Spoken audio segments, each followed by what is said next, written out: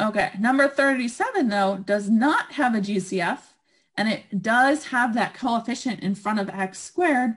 So we're going to have to go ahead and do the AC method once again. So I'd like you guys to help me out and kind of walk me through the AC method. So what do I need to do as my first step?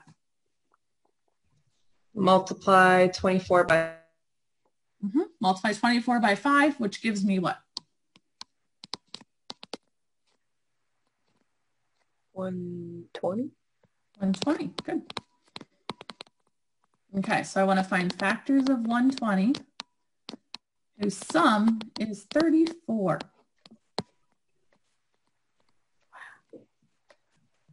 So either you know it off the top of your head or you can use my favorite method, right? The one good news in all of these problems so far is they've all been all positive, right? So at least we can keep using positive numbers, right? So 1 and 120, help me out here. 2 times 60. 3 times 40.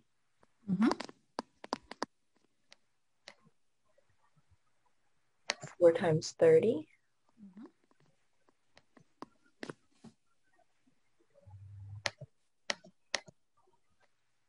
Then we could keep going if we wanted, right? 5 times 24.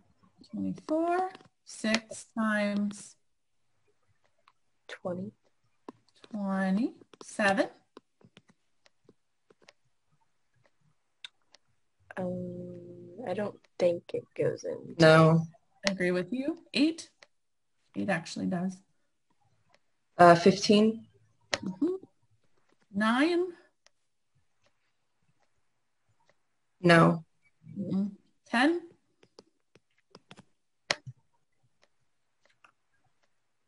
12. 11. No. No, and then you can stop because when you say 12 again, you're going to start repeating this list, right? Because 12 would give you 10, right? So if you get to the number on the right side, you don't have to keep going as long as you know your sign rules. Then you can know that you've exhausted. If you know they both have to be positive, you got the whole list. Okay, so which pair of numbers here adds up to 34? 4 and 30.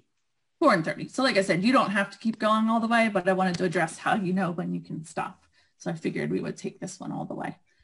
Okay, so what are we going to do with the 4 and the 30? So you'll do 5x squared plus 4x plus 30x plus 24. Perfect. Okay, and then what? You're going to take out, you're going to like section it out.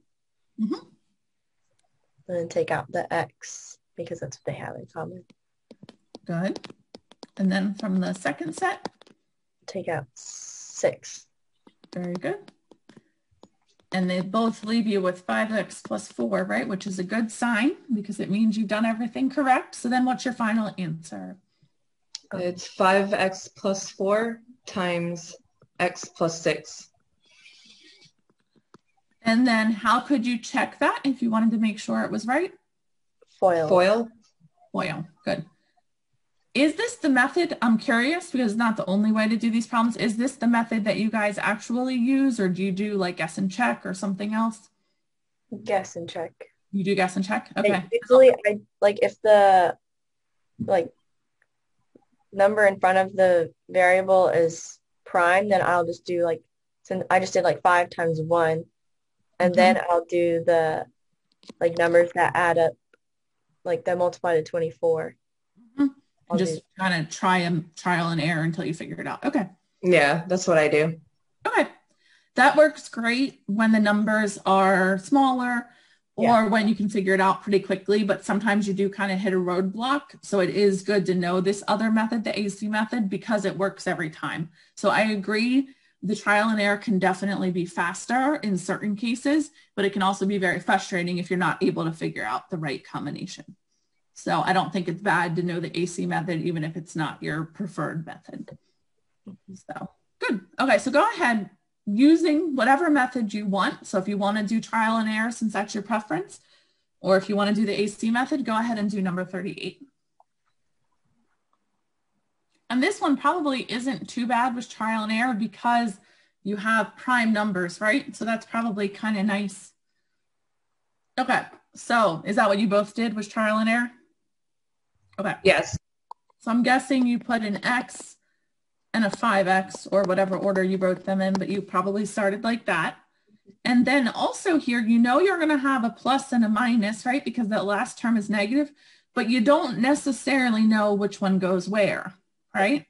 So it could be that you have a plus and a minus, or that you have a minus and a plus, right? We don't know automatically which one it is.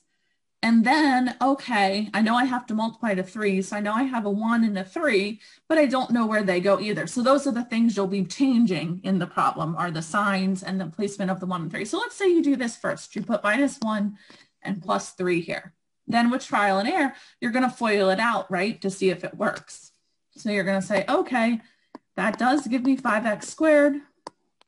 That's plus 3x. That's minus 5x. That does not give me minus 14x, does it? So, okay, I can rule that out.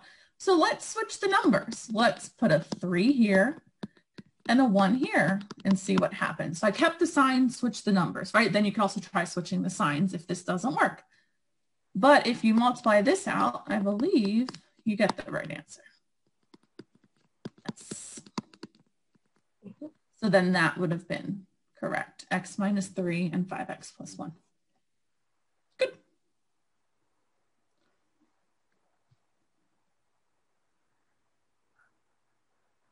So what did you get?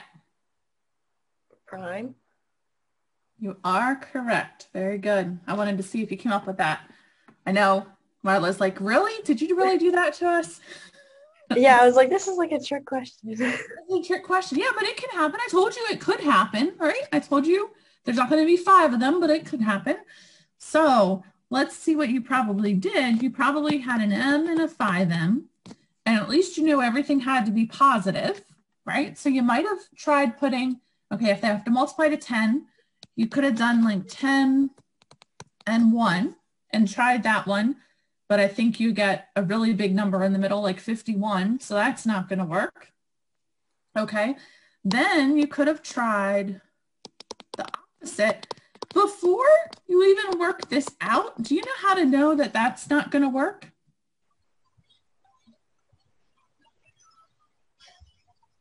So the trick is, do you see that when you put the 10 there, that you'd have a GCF.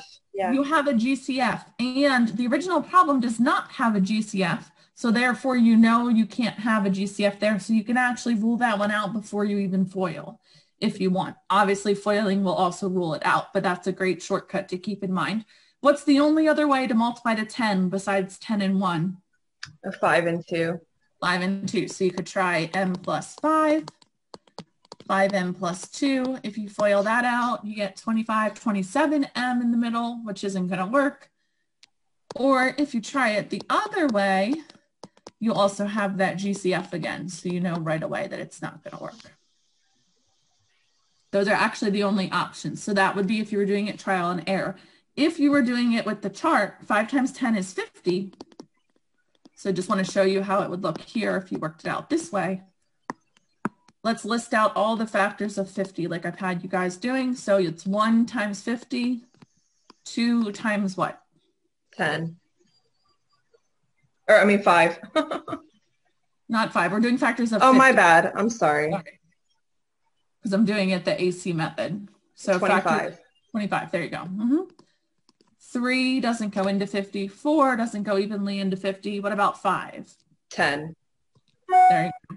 And then 6 is not even, 7's not even, 8, 9. You get back to 10, so you start over. If you take all these sums, do any of them equal 13? Nope.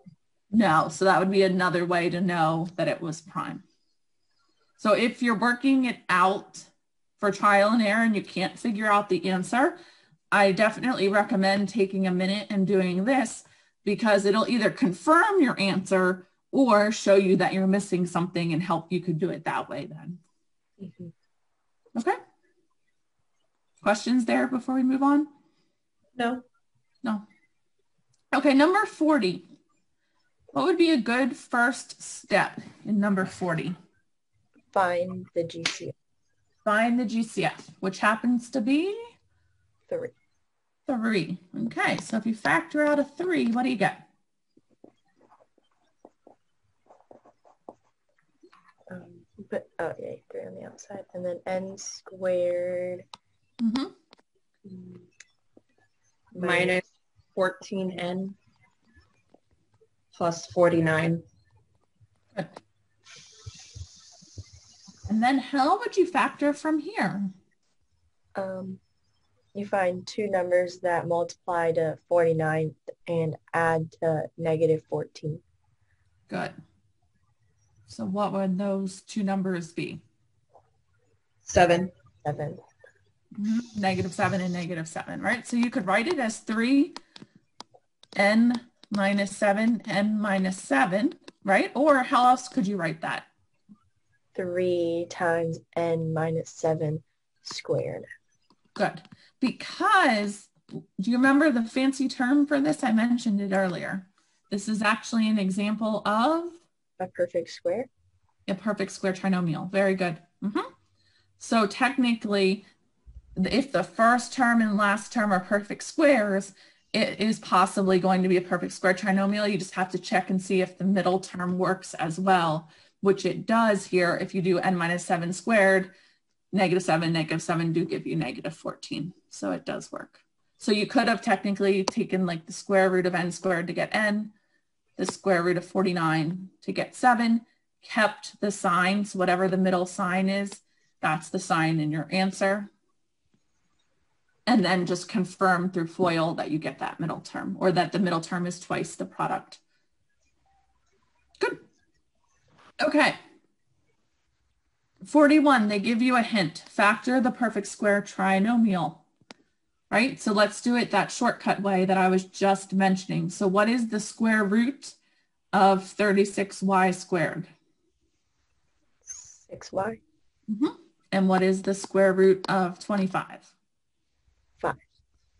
And how do you know what sign goes between them?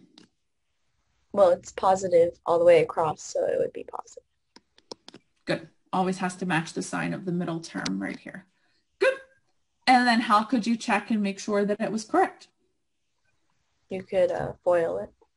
You could FOIL it out, right? Multiply it by itself and FOIL it out. Which it would be, right? 36y squared, you get 30 and 30, which gives you the 60y, and then 5 times 5 is 25. So you could FOIL it out and confirm that that is the right answer. You want, if you see a perfect square trinomial, it is so much easier to do the problem that way than any other way, because with guess and check here, there's a lot of factors of 36, right? You wouldn't know if the 36 was 1 and 36 or 2 and 18 or 4 and 9 or 6 and 6. That would be a lot to try. And even 25 could be 1 and 25 or 5 and 5. Altogether, that would give a lot of combinations. Is there a different way to do this? Yes. Other than the perfect square trinomial rule, you could have still done it using guess and check like you've been doing. Or you could still do it using the AC method like we've been doing. So you could still do it the other ways. It's the rule. Are you confused about how I came up with the answer? Yeah. So I thought there was a way in my lab that they were showing like where you take it like in parentheses, the square. So you do like yes. Like this, right? Yeah. Can you show that way? I think what happens is we're just phrasing it differently. So I was saying, what is the square root of 36x or 36y squared? And they were saying, what do you have to square to get 36y squared? But either way, the answer is 6y. Yeah, because I was getting confused as to like, where did the 60 go? Okay, the 60 is actually twice the product of the 6 and the 5. Because it's what happens when you FOIL. Okay. It just went crazy.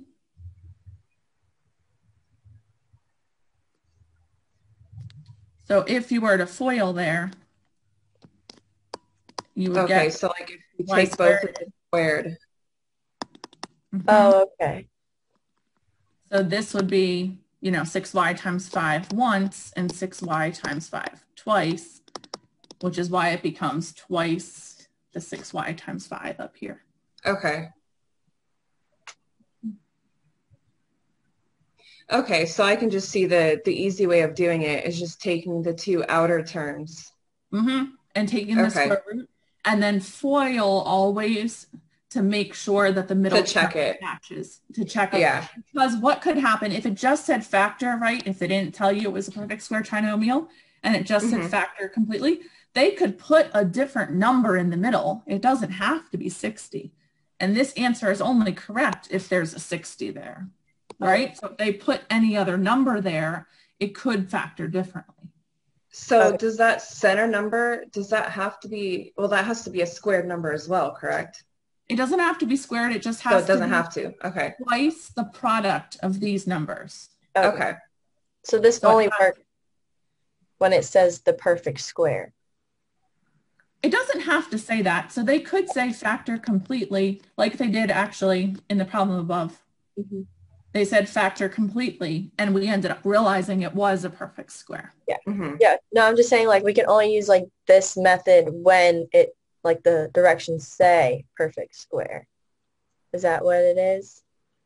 No, because you could have used this method on number 40, and number 40 did not say perfect square. Oh, okay. You can only use this method, though, when the first and last term are perfect squares. Oh, okay. And if when you multiply them together, and then multiply by 2, you get the middle term. Okay. Okay, that makes sense. Okay. Okay, I know that one is always a little confusing, so I understand that. But if you can like memorize that one, it helps you out, because I think you can see how this would be a long problem using guess and check otherwise. If you didn't know it was a perfect, if you didn't recognize it as a perfect square. So I would hate to have you put prime because you kind of quit because you couldn't figure out the answer when it was actually the perfect square. Okay. Yeah. So any other questions there? No. Yeah. Okay. Awesome. Okay. Number 42 and 43. Why don't you guys give both of those a shot? 42 and 43 using whatever method you prefer.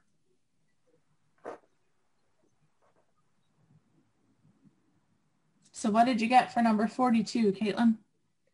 7x minus 1 times x plus 3. Awesome. This is another one that wasn't too bad because of the prime numbers, right? So at least you knew it had to be x and 7x and 1 and 3. You just had to mess around with the placement of the 1 and 3 and then the placement of the negative and the positive. But you're absolutely right. If you FOIL that out, you get back to the original problem. So how did we do with that, Marla? Did you get that one? Yeah, I got that one. Okay. How about 43? Did y'all do 43 yet? I was still working on it. Okay. Take another minute then.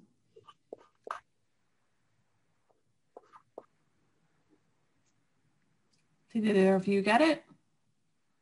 I think I have it. Okay. What did you get? 3x minus 2 times 2x minus 3. That is correct. This one, the only thing you know for sure is that the signs have to be negative, right? Because they have to multiply to a positive but add to a negative. But other than that, you would have to mess around with either 3x and 2x or x and 6x, and then the same thing for the numbers in the back, combinations of 1 and 6 or 2 and 3. So there were quite a few things to try there. Yeah. I also want to go over the AC method real quick on this problem because I want to address what to do when that third term is negative, just because it hasn't come up yet. So 6 times 6 would have given us 36, and then we know the numbers have to be negative, both negative, right? So it would be -1, -36, right? -2 and what? 18. -18, -3 and 12. -4. -9. And then 5 doesn't work, but 6 gives you back yourself. The one that gives you -13 is that one, right? When you add them up. So what I wanted to address was if you happen to do this using the AC method, You finally have a problem where that third term is negative. So I want to make sure you know what to do if that happens.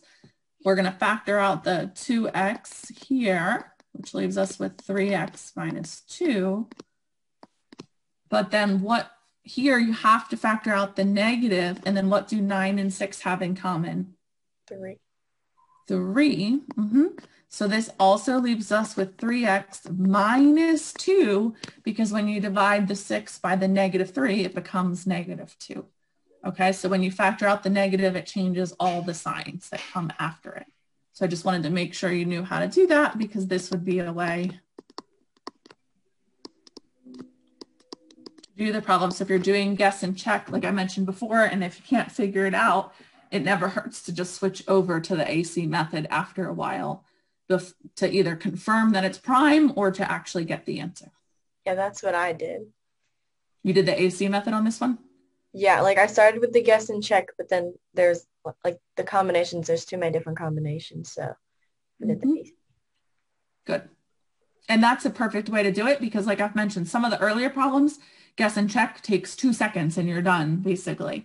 But then some of the problems like this one, guess and check could take you several minutes, and you might prefer to just do the AC method because you might worry that you might miss one of the options with guess and check, or the signs might get confusing or whatever. And this gives you kind of a direct way to the answer every time.